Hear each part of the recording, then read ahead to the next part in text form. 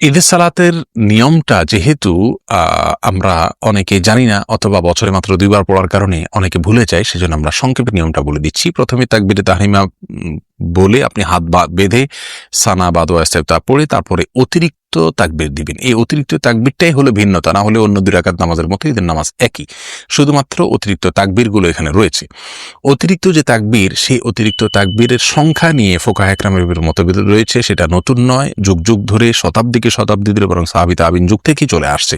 বিধায় এটা নিয়ে আমরা খুব বেশি আলোচনা অন্তত এখন করার মতো কোনো সুযোগ নেই।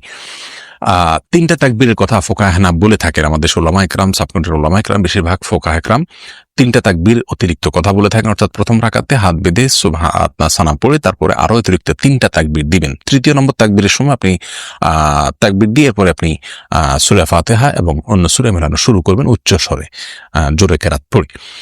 আর আরো বিশ্বের উলামা ইকরাম তাদের গবেষণা অনুযায়ী তারা বলেন যে প্রথম রাকাতে অতিরিক্ত 6টি তাকবীর দিতে হবে। তাকবীরে তাহরিমার পরে আরো অতিরিক্ত 6টি তাকবীর দিতে হয়, মোট 7টি তাকবীর হবে।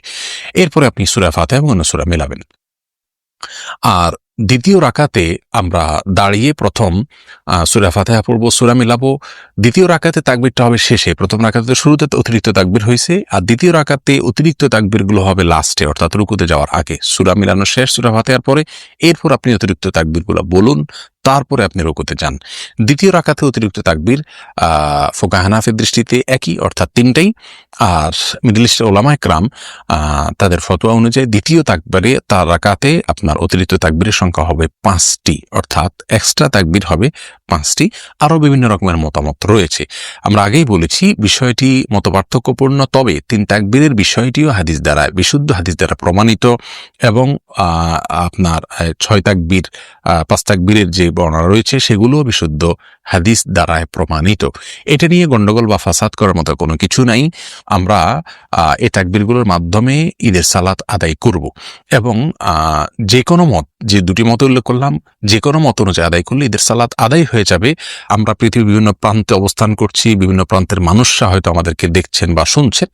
আমরা সবার বিষয়টিকে মাথায় রেখে 2টি মত উল্লেখ করলাম এবং 2টি মতের 2টি গ্রহণযোগ্য এবং হাদিস দ্বারায় সমৃদ্ধ, যার কারণে কোনোটিকে উড়িয়ে দেওয়ার কোনো সুযোগ নাই। বিস্তারিত এগুলো সম্পর্কে জানতে চাইলে ডক্টর খন্দকার আব্দুল্লাহ জাহাঙ্গীর রহমাল্লাহ রচিত যে বই রয়েছে সেটা আপনারা পড়ে নিতে পারেন। তো যাই হোক, বলছিলাম যে ঈদের সালাতে আপনি অতিরিক্ত তাকবীর দিবেন প্রথম রাকাতে হাত বেঁধে, তারপর আর দ্বিতীয় রাকাতে রুকুতে যাওয়ার আগে, বাস এটুকু পার্থক্য।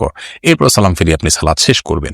সালাতের শেষে খুতবা দিবেন কিনা এই বিষয়ে আরো বিশ্ব উলামা ইকরাম, আনাস ইবনে মালিক রাদিয়াল্লাহু তাআলা আনহুর একটি হাদিস বুখারীতে এবং মুসনাদ ইবনে শাবি সাহেবে বর্ণিত হয়েছে। তিনি একবার ঈদের সালাত পাননি, বাসায় গিয়ে তার লোকজন যারা ছিলেন তাদেরকে নিয়ে ঈদের সালাতের জামাতের বন্দোবস্ত তিনি করেছেন।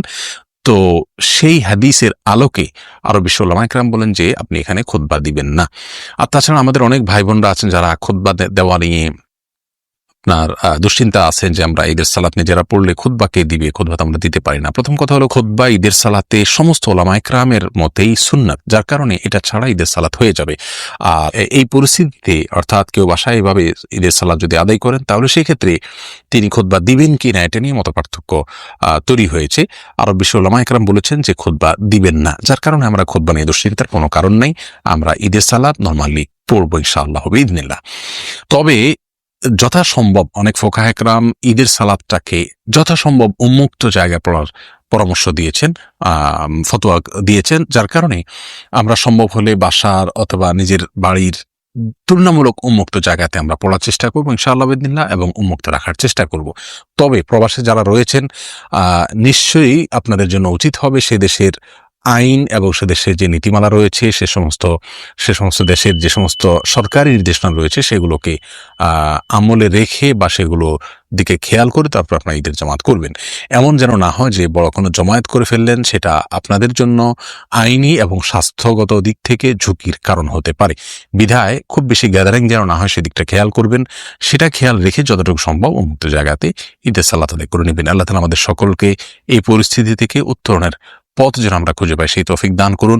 প্রিয় দর্শক, বিষয়টি নিয়ে অনেক আলোচনা হওয়া দরকার, বিশদ আলোচনা হওয়া দরকার। ফুকাহা ইকরামের মতগুলোকে নিয়ে আলাদা আলাদা করে কথা বলা দরকার। যেহেতু আমাদের শুধুমাত্র এই পরিস্থিতিতে ঈদের সালাত আদায় করা উচিত কি উচিত না, কিভাবে আদায় করা উচিত সেই জিনিসটা জানা দরকার, সেজন্য আমরা মূল বিষয়টাতে ফোকাস করার চেষ্টা করেছি। ইন আসাবতু ফামিনাল্লাহ ওয়ামিন আখতাতু ফামিন্নী ওয়া মিনাশ শাইতান। যদি ভালো কিছু বলে থাকি, সঠিক কিছু বলে থাকি আল্লাহর পক্ষ থেকে, ভুল কিছু বলে থাকলে শয়তান এর পক্ষ থেকে, আমার পক্ষ থেকে। আল্লাহ তাআলা আমাদের সবাইকে হেফাজত করুক এবং রহম করুক। এই অবস্থা থেকে আমাদের সবাইকে আল্লাহ তাআলা মুক্তির পথ দেখিয়ে দেন। আসসালামু আলাইকুম ওয়া রাহমাতুল্লাহি ওয়া বারাকাতুহু।